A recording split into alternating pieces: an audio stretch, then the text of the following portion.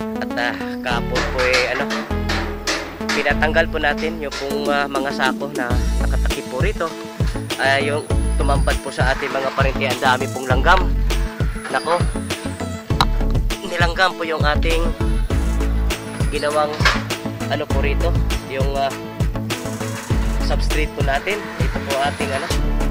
Kaya ako po nag-alala, baka mamaya pag itinuloy po natin, maglagay po ng bulati rito, baka yung ating bulati po ay gawing almusal, tanghalian at hapunan ng mga langgam. Ang ginawa po rito mga parente, nilagyan ko ito ng ano, yung detergent. Pero tingin ko po ilang beses po ito nilagyan ng detergent mga parente, pero may nakikita pa rin tayong mga ano, langgam. Kaya ako hindi na po natin itutuloy po ito, baka mamaya masasayang na po yung ating mga bulati.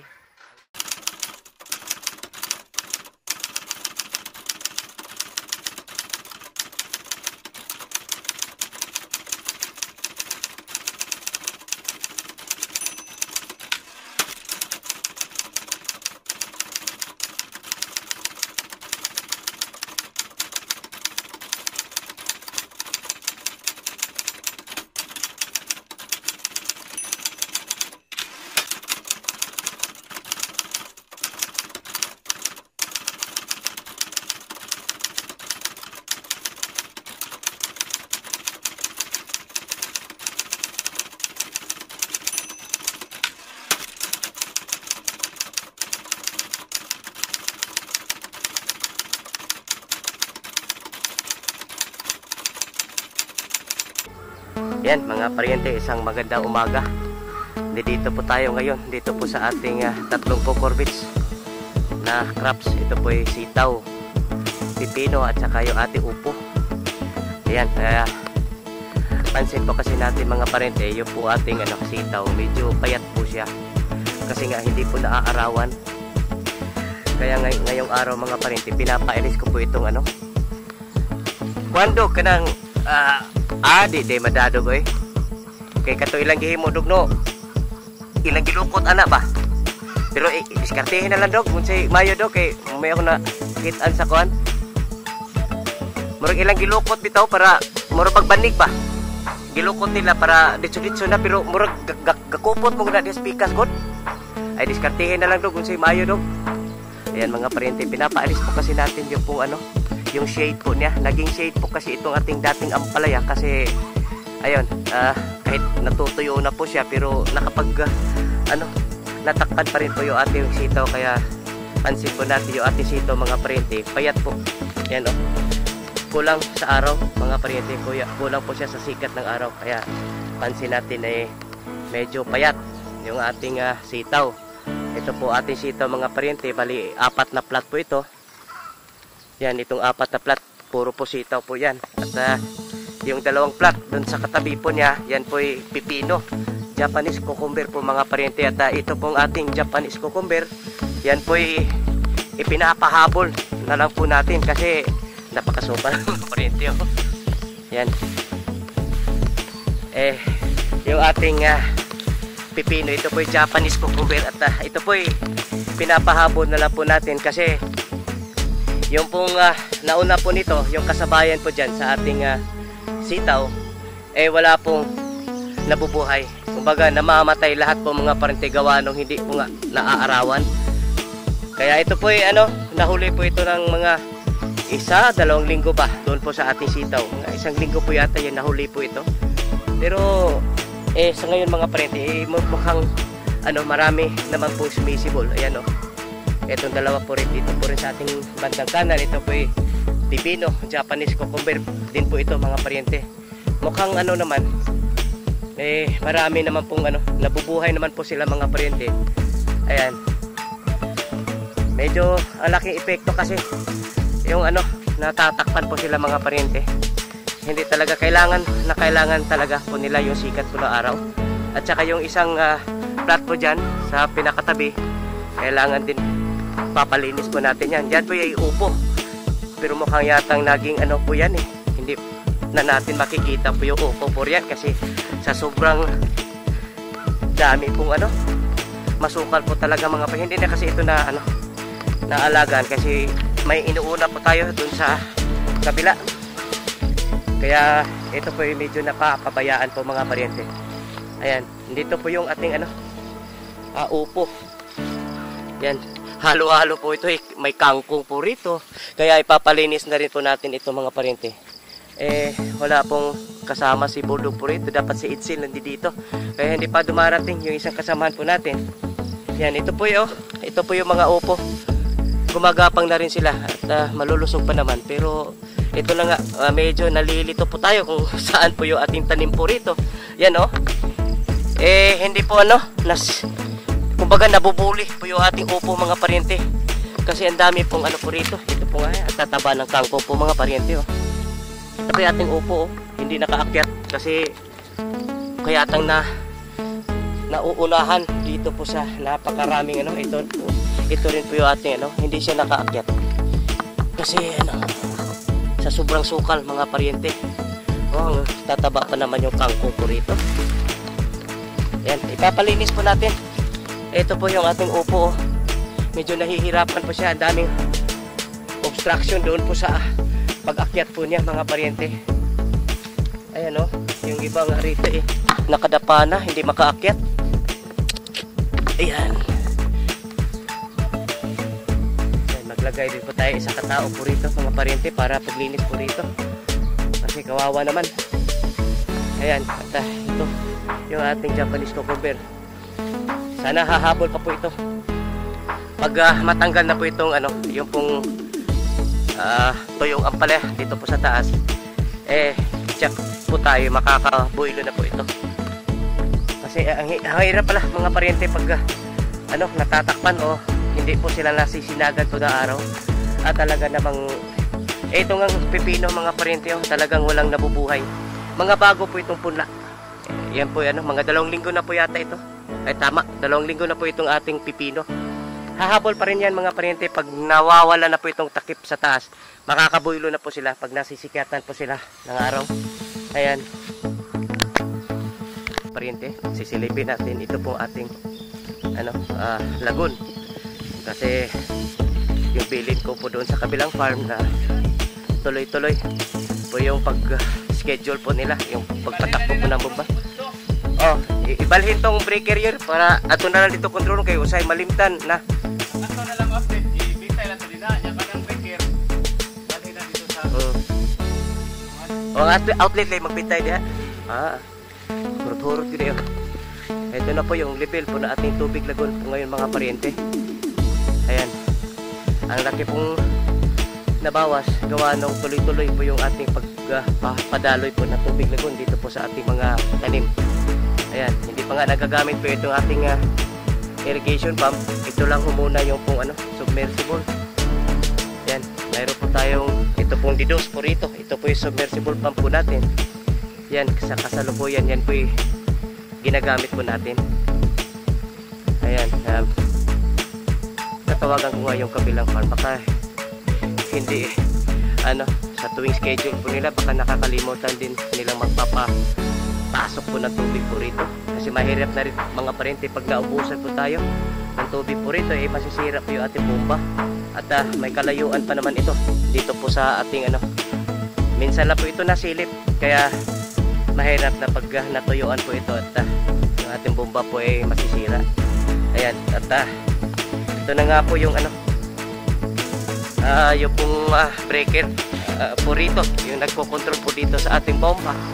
Yan, ipapalipat natin doon po sa ating harvest station kasi minsan po nagpapatakbo po sila, nakakalimutan patayin po yung bomba. Kaya siyempre pag magdamag po yun mga paryente, ang laki po ng konsumo po ng kuryente. Ayan, at yung pinapatubigan po niya pag nakakalimutan, doon lang po sa isang area. Hindi po katulad po ng araw na ililipat po natin kung saan po yung gusto po nating patubigan, doon po natin ilalagay po yung ating tubo. Kaya yung pong po dyan, breaker, ilalagay po natin doon po sa harvest station para tuwing hapon pag wala na hong tao na off na po yung lahat, papatayin po natin. Hindi po natin hahayaang magdamag po, tumatakbo po yung ating bomba. Ayan. Ayan. Update po tayo dito po sa ating area po nito. Mayroon po tayong 4 na crops po nakatanim po rito. Mayroon po tayong kamatis, okra, siling panigang at saka siling atsal.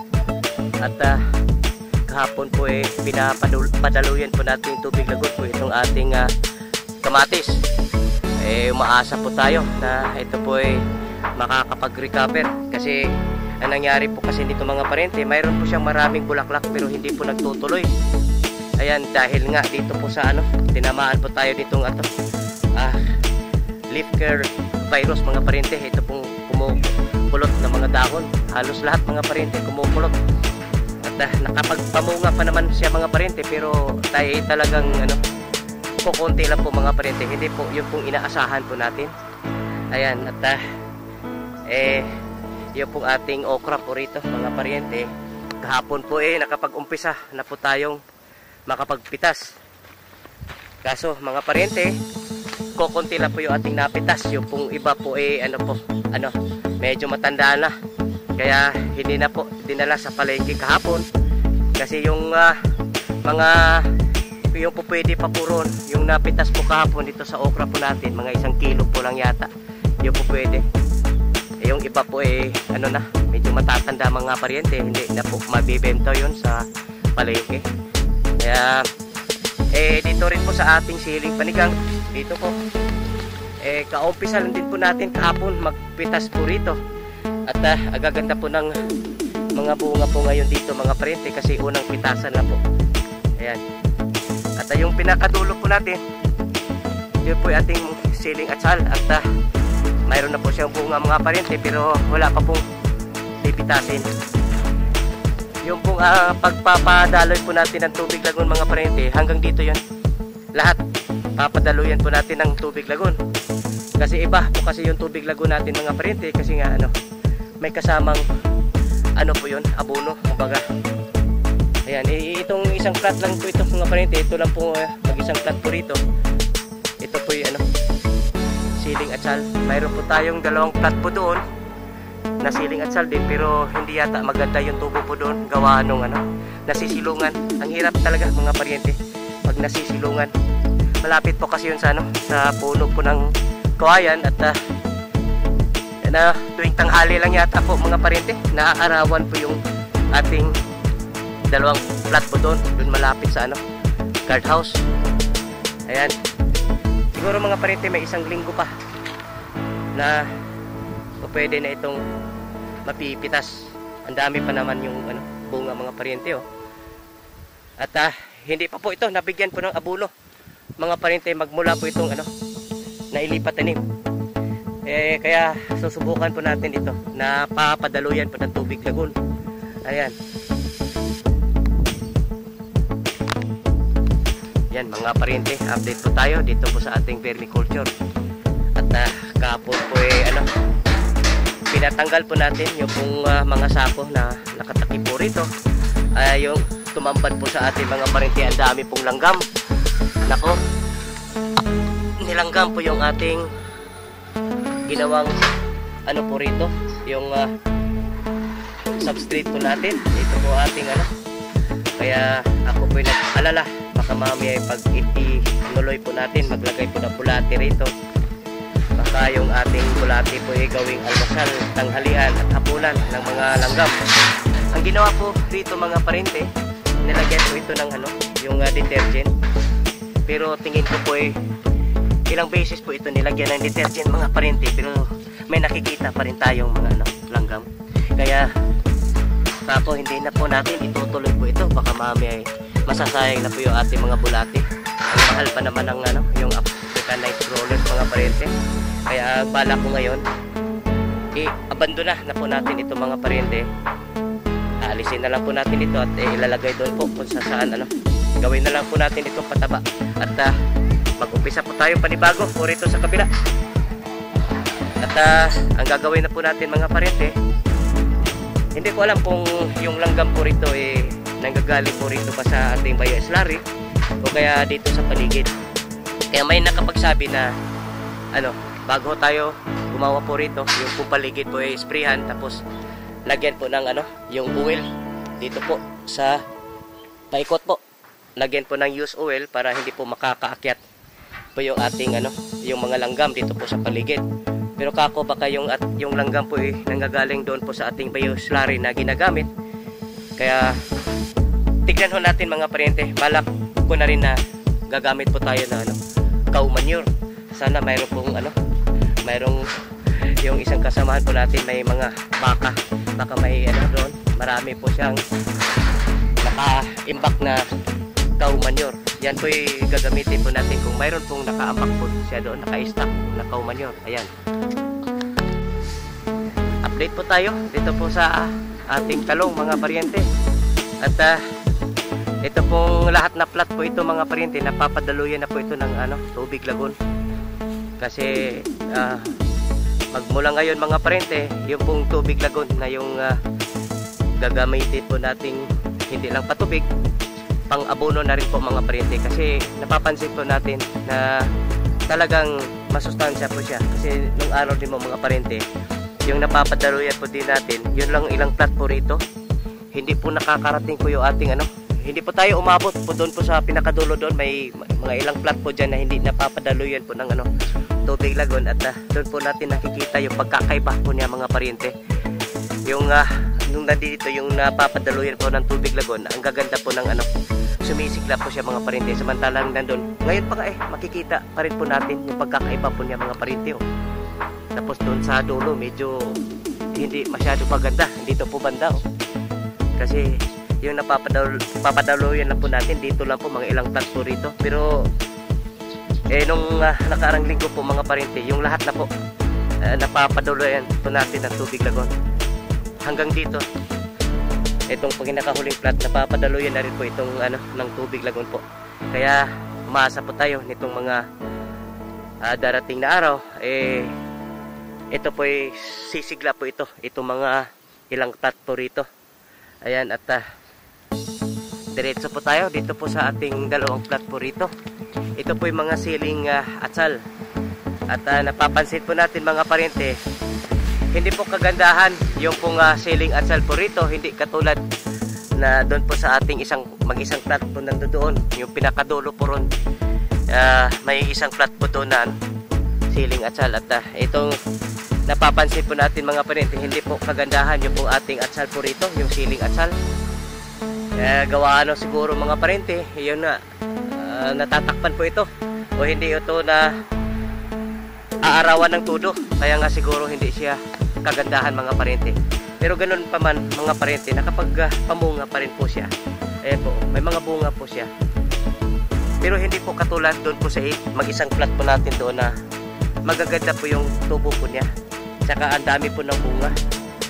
Ayan no, dito nga yung dalawang puno po rito namamatay na nga mga paryente. Kaya hindi talaga maganda pag yun po ating mga tanim po hindi po naaarawan.